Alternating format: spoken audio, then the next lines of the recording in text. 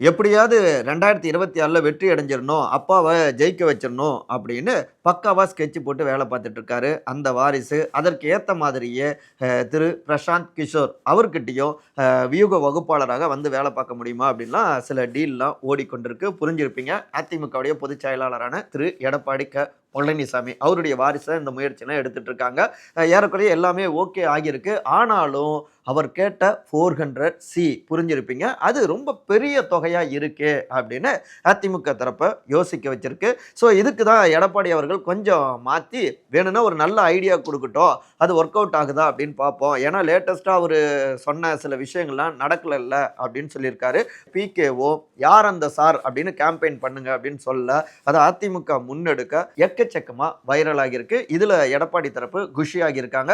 So இப்போதைக்கு இது மாதிரியான ஐடியாஸ் மட்டும் கொடுங்க அப்படின்னும் டீல் போட்டிருக்காங்க அப்படின்னு ரத்தத்தின் ரத்தங்கள்ட்ட இருந்து தகவல்ங்க.